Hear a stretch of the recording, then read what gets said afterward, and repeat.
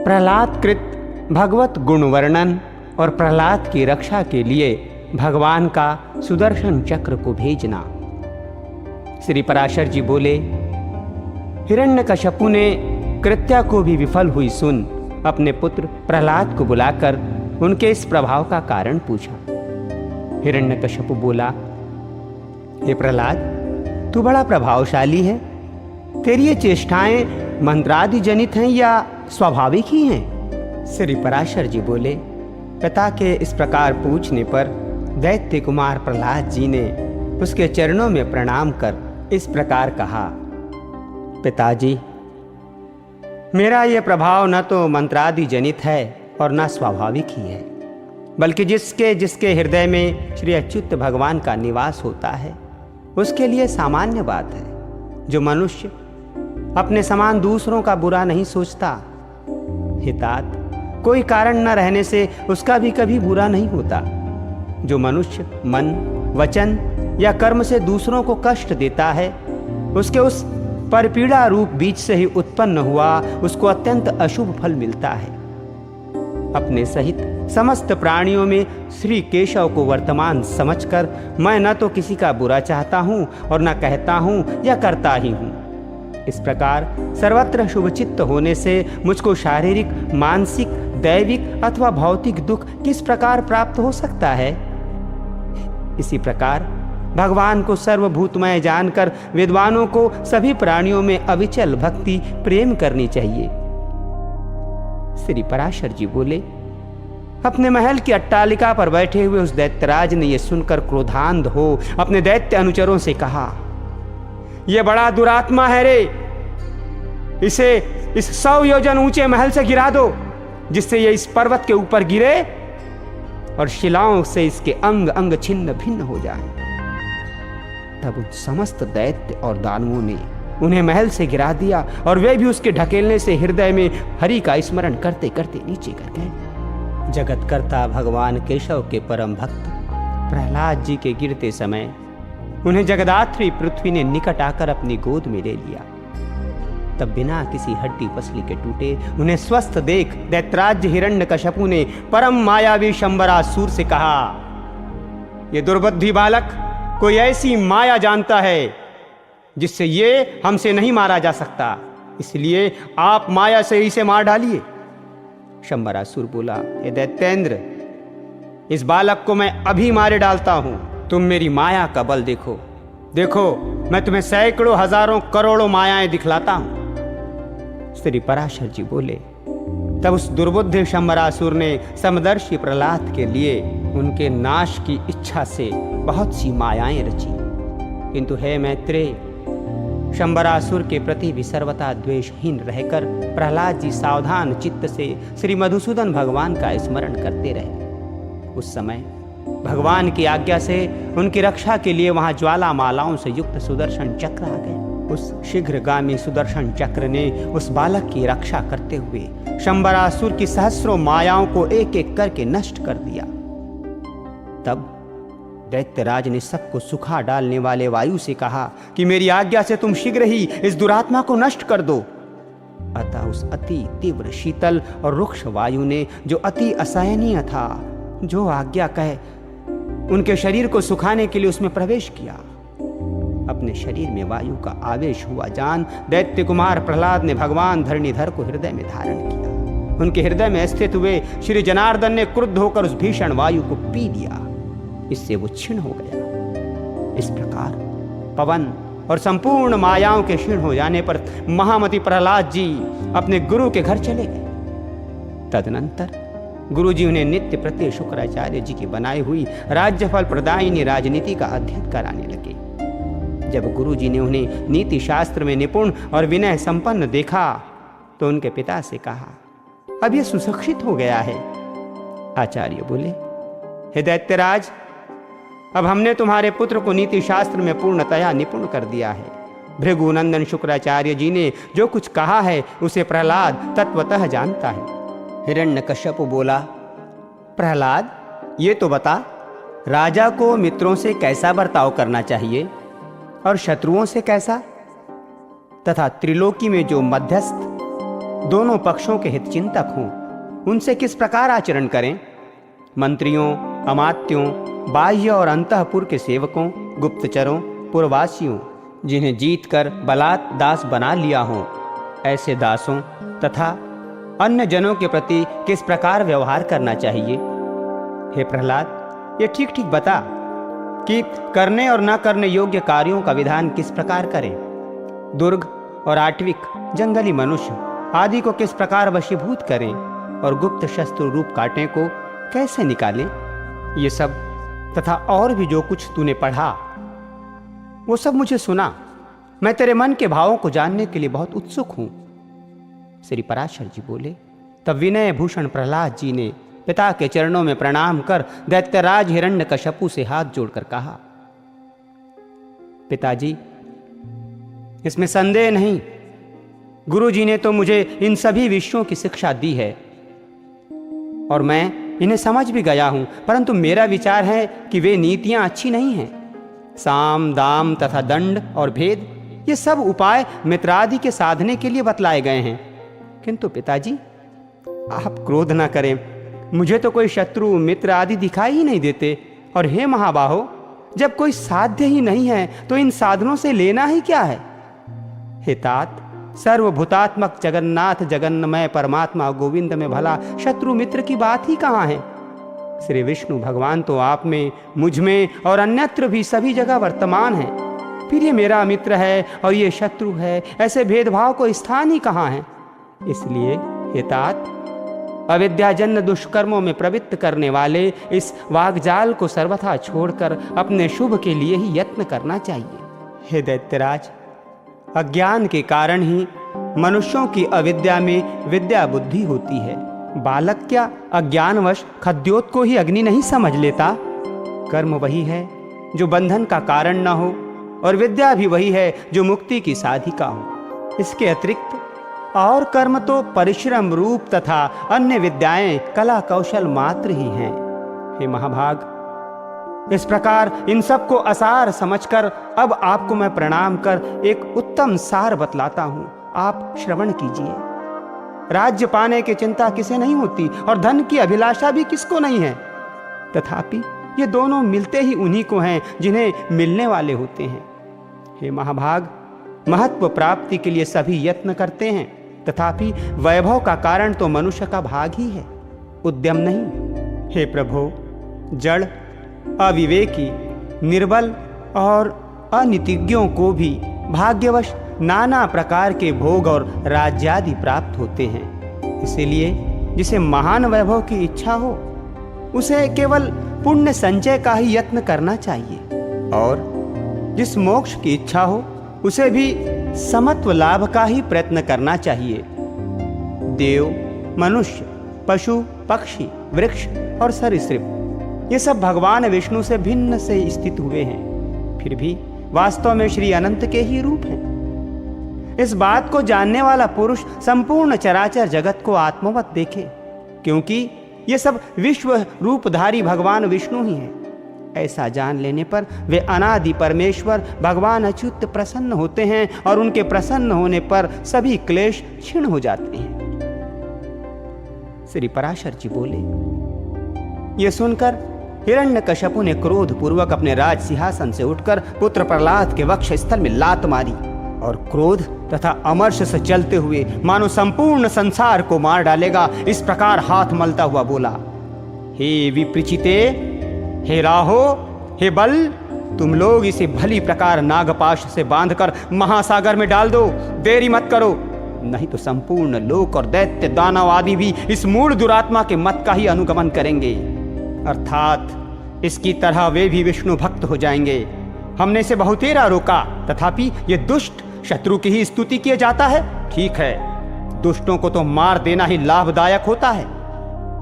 श्री पराशर जी बोले।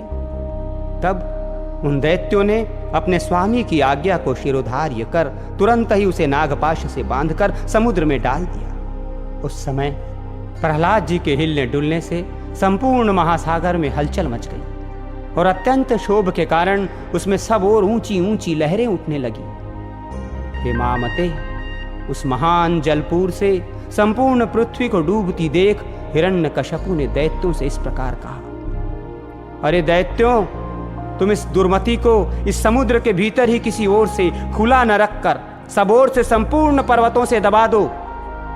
देखो, इसे न तो अग्नि ने जलाया, न शस्त्रों ने काटा, न सर्पों से नष्ट हुआ, और न वायु, विष और कृत्या से ही क्षीण हुआ, तथा न ये मायाओं से, ऊपर से गिरने से अथवा दिग्गजों से ही मारा गया। ये बालक अत्यंत दुष्ट चित्त है, अब इसके जीवन का कोई प्रयोजन नहीं। अतः अब ये पर्वतों से लदा हुआ हजारों वर्ष तक जल में ही पड़ा रहे, इससे ये दुर्मति स्वयं ही प्राण छोड़ देगा। तब दैत्य और दानवों ने उसे समुद्र में ही पर्वतों से ढककर उसके ऊपर हजारों योजन का ढेर कर दिया। उन महामती ने समुद्र में पर्वतों से लाद दिए जाने पर अपने नित्य कर्मों के समय एकाग्र चित्त से श्री अच्युत भगवान के इस प्रकार स्तुति की। प्रहलाद जी बोले, हे कमल नयन, आपको नमस्कार है। हे पुरुषोत्तम, आपको नमस्कार है। हे सर्वलोकात्मन, आपको नमस्कार है। हे तीक्ष्ण चक्रधारी प्रभो, आपको बारंबार नमस्कार है। गो ब्राह्मण हितकारी ब्रह्मण्य देव भगवान कृष्ण को नमस्कार है। जगत हितकारी श्री गोविंद को बारंबार नमस्कार है। आप ब्रह्मा रूप से विश्व की रचना करते हैं, फिर उसके स्थित हो जाने पर विष्णु रूप से पालन करते हैं और अंत में रुद्र रूप से संहार करते हैं। ऐसे त्रिमूर्तिधारी आपको नमस्कार है। अच्युत, देव, यक्ष, असुर, सिद्ध, नाग, गंधर्व, किन्नर, पिशाच, राक्षस, मनुष्य, पशु, पक्षी, स्थावर, पिपीलिका, सरीसृप, पृथ्वी, जल, अग्नि, आकाश, वायु, शब्द, स्पर्श, रूप, रस, गंध, मन, बुद्धि, आत्मा, काल और गुण, इन सब के पारमार्थिक रूप आप ही हैं। वास्तव में आप ही ये सब हैं। आप ही विद्या और अविद्या, सत्य और असत्य तथा विष और अमृत हैं, तथा आप ही वेदोक्त प्रवृत्त और निवृत्त कर्म हैं। हे विष्णु, आप ही समस्त कर्मों के भोक्ता और उनकी सामग्री हैं, तथा सर्व कर्मों के जितने भी फल हैं वे सब भी आप ही हैं। हे प्रभु, मुझ में तथा अन्यत्र समस्त भूतों और भुवनों में आप ही के गुण और ऐश्वर्य की सूचना व्याप्ति हो रही है। योगी गण आप ही का ध्यान करते हैं और याज्ञिक गण आप ही का यजन करते हैं, तथा पितृगण तथा देवगण के रूप से एक ही आप हव्य और कव्य के भोगता हैं। हे ईश, ये निखिल ब्रह्मांड ही आपका स्थूल रूप है। उससे सूक्ष्म ये संसार पृथ्वी मंडल है, उससे भी सूक्ष्म ये भिन्न भिन्न रूपधारी समस्त प्राणी। उनमें भी जो अंतरात्मा है वो और भी अत्यंत सूक्ष्म है। उससे भी परे जो सूक्ष्म आदि विशेषणों का अविषय आपका कोई अचिंत्य परमात्मा स्वरूप है, उन पुरुषोत्तम रूप आपको नमस्कार है। हे सर्वात्मन, समस्त भूतों में आपकी जो गुणाश्रया पराशक्ति है।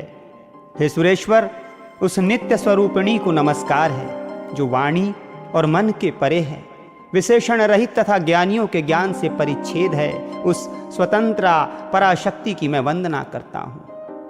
ओम उन भगवान वासुदेव को नमस्कार करता हूँ जिनके अतिरिक्त और कोई वस्तु नहीं है, तथा जो स्वयं सबके अतिरिक्त असंग हैं, जिनका कोई भी नाम अथवा रूप नहीं, जो अपनी सत्ता मात्र से ही उपलब्ध होते हैं। उन महात्मा को नमस्कार है, नमस्कार है, नमस्कार है।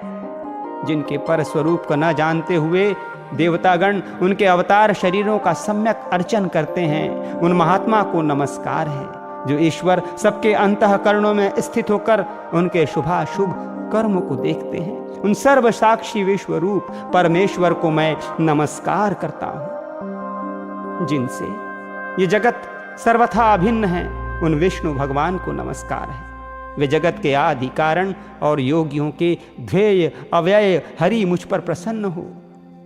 जिनमें यह संपूर्ण विश्व ओतप्रोत है, वे अक्षर अव्यय और सबके आधारभूत हरि मुझ पर प्रसन्न हो। ओम, जिनमें सब कुछ स्थित है, जिनसे सब उत्पन्न हुआ है और जो स्वयं सब कुछ तथा सबके आधार हैं, उन श्री विष्णु भगवान को नमस्कार है। उन्हें बारंबार नमस्कार है। भगवान अनंत सर्वगामी हैं, अतः वे ही मेरे रूप से स्थित हैं। इसलिए ये संपूर्ण जगत मुझसे ही हुआ है, मैं ही ये सब कुछ हूँ और मुझ सनातन में ही ये सब स्थित है। मैं ही अक्षय, नित्य और आत्माधार परमात्मा हूँ तथा मैं ही जगत के आदि और अंत में स्थित ब्रह्म संज्ञक परम पुरुष हूँ। प्रहलाद कृत भगवत स्तुति और भगवान का आविर्भाव। श्री पराशर जी बोले, हे द्विज, इस प्रकार भगवान विष्णु को अपने से अभिन्न चिंतन करते करते पूर्ण तन्मयता प्राप्त हो जाने से उन्होंने अपने को अच्युत रूप से अनुभव किया। वे अपने आप को भूल गए। उस समय उन्हें श्री विष्णु भगवान के अतिरिक्त और कुछ भी नहीं प्रतीत होता था। बस केवल यही भावना चित्त में थी कि मैं ही अव्यय और अनंत परमात्मा हूं। उस भावना के योग से वे क्षीण पाप हो गए और उनके शुद्ध अंतःकरण में ज्ञान स्वरूप अच्युत श्री विष्णु भगवान विराजमान हुए। हे मैत्रेय, इस प्रकार योग बल से असुर प्रहलाद जी के विष्णुमय हो जाने पर उनके विचलित होने से वे नागपाश एक क्षण भर में ही टूट गए। भ्रमणशील ग्राहगण और तरल तरंगों से पूर्ण संपूर्ण महासागर शुद्ध हो गया तथा पर्वत तथा वनों पवनों से पूर्ण समस्त पृथ्वी हिलने लगी तथा महामती प्रहलाद जी अपने ऊपर दैत्यों द्वारा लादे गए उस संपूर्ण पर्वत समूह को दूर फेंककर जल से बाहर निकल आए। तब आकाश आदि रूप जगत को फिर देखकर उन्हें चित्त में यह पुनः भान हुआ कि मैं प्रहलाद हूं, और उन महाबुद्धिमान ने मन, वाणी और शरीर के सम्यक पूर्वक धैर्य धारण कर एकाग्र चित्त से पुनः भगवान अनादि पुरुषोत्तम की स्तुति की। प्रहलाद जी कहने लगे, हे परमार्थ, हे अर्थ दृश्य रूप, हे स्थूल सूक्ष्म जागृत स्वप्रदश्य स्वरूप, हे शराशर कार्य कारण रूप, हे व्यक्ताव्यक्त दृश्यादृश्य स्वरूप, हे कलातीत, हे सकलेश्वर, हे निरंजन देव, आपको नमस्कार है। हे गुणों को अनुरंजित करने वाले, हे गुणाधार, हे निर्गुणात्मन, हे गुण स्थित, हे मूर्त और अमूर्त रूप महामूर्तिमन, हे सूक्ष्म मूर्ते, हे प्रकाशा प्रकाश स्वरूप, आपको नमस्कार है। हे विकराल और सुंदर रूप, हे विद्या और अविद्यामय अच्युत, हे सद सत कार्य कारण रूप, हे जगत उद्धव स्थान और सब जगत के पालक, आपको नमस्कार है। हे नित्यानित्य आकाश घटादि रूप, हे प्रपंचात्मन, हे प्रपंच से पृथक रहने वाले, हे ज्ञानियों के आश्रय रूप, हे एकानेक रूप आदि कारण वासुदेव, आपको नमस्कार है। जो स्थूल सूक्ष्म रूप और स्फुट प्रकाशमय है, जो अधिष्ठान रूप से सर्वभूत स्वरूप तथापि वस्तुतः संपूर्ण भूतादि से परे हैं, विश्व के कारण न होने पर भी जिनसे यह समस्त विश्व उत्पन्न हुआ है, उन पुरुषोत्तम भगवान को नमस्कार है। श्री पराशर जी बोले, उनके इस प्रकार तन्मयता पूर्वक स्तुति करने पर पीताम्बरधारी देवाधिदेव भगवान हरि प्रकट हुए। हे द्विज, उन्हें सहसा प्रकट हुए देख वे खड़े हो गए और गदगद वाणी से विष्णु भगवान को नमस्कार है, विष्णु भगवान को नमस्कार है, ऐसा बारंबार कहने लगे। प्रहलाद जी बोले, हे शरणागत दुखहारी श्री केशव देव, प्रसन्न होइए। हे अच्युत, अपने पुण्य दर्शनों से मुझे फिर भी पवित्र कीजिए। श्री भगवान बोले, हे प्रहलाद, मैं तेरी अनन्य भक्ति से अति प्रसन्न हूं, तू जिस वर की इच्छा हो मांग ले। प्रहलाद जी बोले, हे नाथ, सहस्रों योनियों में से मैं जिसमें भी जाऊं उसी में है अच्युत, आप में ही मेरी सर्वदा अक्षुण्ण भक्ति रहे। अविवेकी पुरुषों की विषयों में जैसी अविचल प्रीति होती है, वैसी ही आपका स्मरण करते हुए मेरे हृदय से कभी दूर ना हो। श्री भगवान बोले, हे प्रहलाद, मुझ में तो तेरी भक्ति है ही और आगे भी ऐसी ही रहेगी, किंतु इसके अतिरिक्त भी तुझे और जिस वर की इच्छा हो मुझसे मांग ले। प्रहलाद जी बोले, हे देव, आपके स्तुति में प्रवृत्त होने से मेरे पिता के चित्त में मेरे प्रति जो द्वेष हुआ है, उन्हें उससे जो पाप लगा है वो नष्ट हो जाए। इसके अतिरिक्त उनकी आज्ञा से मेरे शरीर पर जो शस्त्राघात किए गए मुझे अग्नि समूह में डाला गया, सर्पों से कटवाया गया, भोजन में विष दिया गया, बांधकर समुद्र में डाला गया, शिलाओं से दबाया गया तथा और भी जो जो दुर्व्यवहार पिताजी ने मेरे साथ किए हैं, वे सब आपने भक्ति रखने वाले पुरुष के प्रति द्वेष होने से उन्हें उनके कारण जो पाप लगा है, हे प्रभु आपकी कृपा से मेरे पिता उससे शीघ्र ही मुक्त हो जाएं। श्री भगवान बोले, हे प्रहलाद, मेरी कृपा से तुम्हारी ये सब इच्छाएं पूर्ण होगी। हे असुर कुमार, मैं तुमको एक और भी वर देता हूं, तुम्हें जो इच्छा हो मांग लो।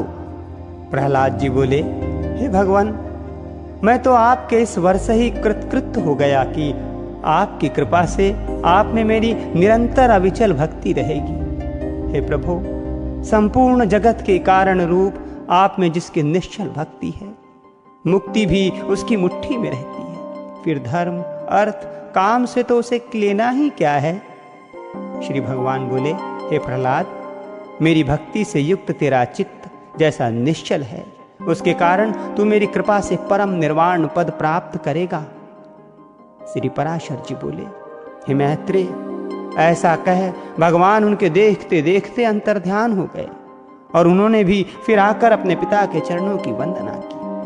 हे द्विज, तब पिता हिरण्यकश्यपु ने जिसे नाना प्रकार से पीड़ित किया था, उस पुत्र का सिर सूंघकर आंखों में आंसू भरकर कहा, बेटा जीता तो है। वो महान असुर अपने किए पर पछताकर फिर प्रहलाद से प्रेम करने लगा और इसी प्रकार धर्मज्ञ प्रहलाद जी भी अपने गुरु और माता पिता की सेवा शुश्रूषा करने लगे। हे मैत्रेय, तदनंतर नरसिंह रूपधारी भगवान विष्णु द्वारा पिता के मारे जाने पर वे दैत्यों के राजा हुए। हे द्विज, फिर प्रारब्ध क्षयकारिणी राज्य लक्ष्मी बहुत से पुत्र पौत्रादि तथा परम ऐश्वर्य पाकर कर्माधिकार के क्षीण होने पर पुण्य पाप से रहित हो भगवान का ध्यान करते हुए उन्होंने परम निर्वाण पद प्राप्त किया। हे मैत्रेय, जिनके विषय में तुमने पूछा था, वे परम भगवत सक्त महामती दैत्य प्रवर प्रहलाद जी ऐसे प्रभावशाली हुए। उन महात्मा प्रहलाद जी के इस चरित्र को जो पुरुष सुनता है, उसके पाप शीघ्र ही नष्ट हो जाते हैं। हे मैत्रेय, इसमें संदेह नहीं कि मनुष्य प्रहलाद चरित्र के सुनने या पढ़ने से दिन रात के निरंतर किए हुए पाप से अवश्य छूट जाता है। हे द्विज, पूर्णिमा, अमावस्या, अष्टमी तथा द्वादशी को इसे पढ़ने से मनुष्य को गोदान का फल मिलता है। जिस प्रकार भगवान ने प्रहलाद जी की संपूर्ण आपत्तियों से रक्षा की थी, उसी प्रकार वे सर्वदा उसकी भी रक्षा करते हैं जो उनका चरित्र सुनता है।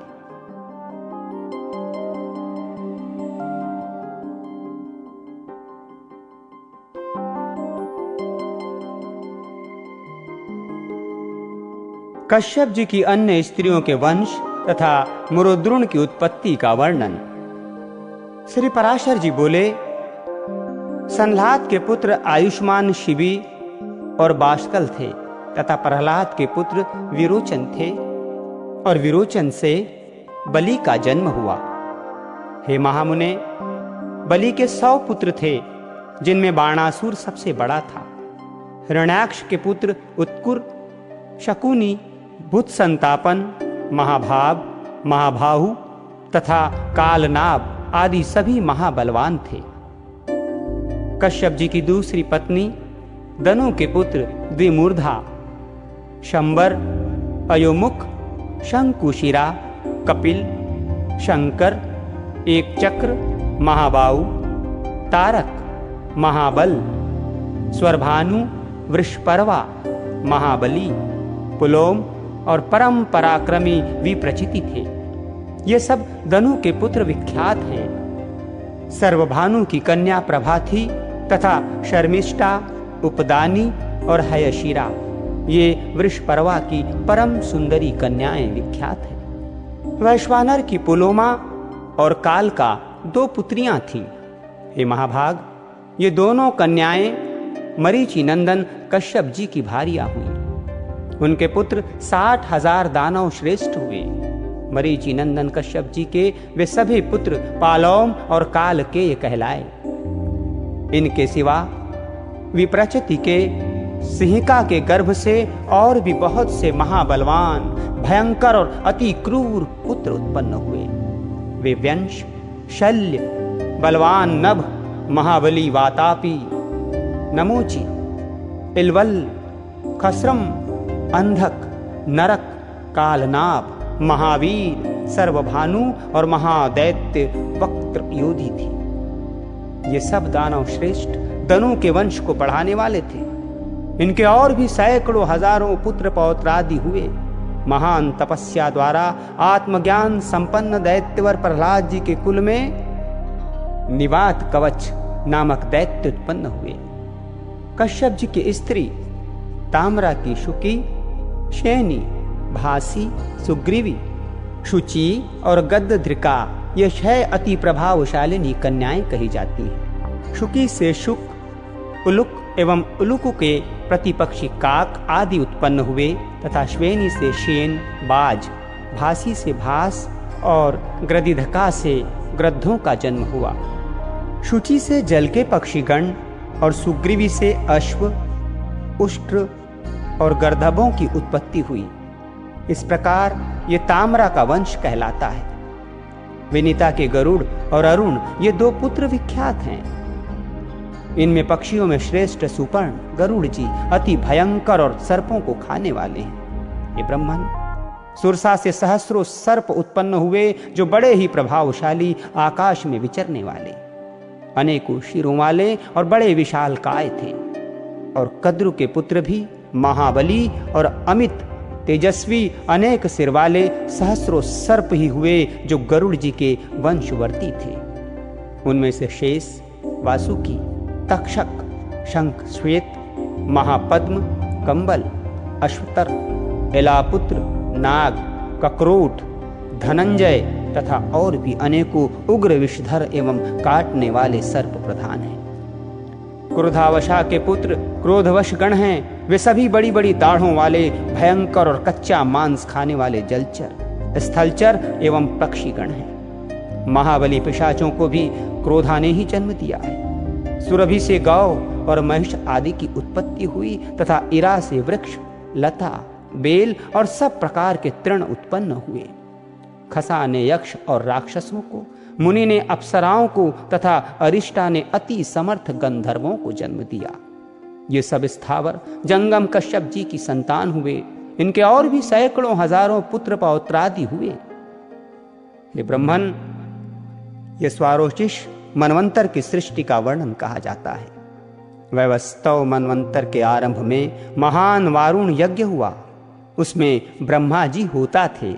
अब मैं उनकी प्रजा का वर्णन सुनाता हूं। हे साधु श्रेष्ठ, पूर्व मनवंतर में जो सप्तर्षिगण स्वयं ब्रह्मा जी के मानस पुत्र रूप से उत्पन्न हुए थे, उन्हीं को ब्रह्मा जी ने इस कल्प में गंधर्व, नाग, देव और दानवादि पितृ रूप से निश्चित किया। पुत्रों के नष्ट हो जाने पर देती ने कश्यप जी को प्रसन्न किया। उसकी सम्यक आराधना से संतुष्ट हो तपस्वियों में श्रेष्ठ कश्यप जी ने उसे वर देकर प्रसन्न किया।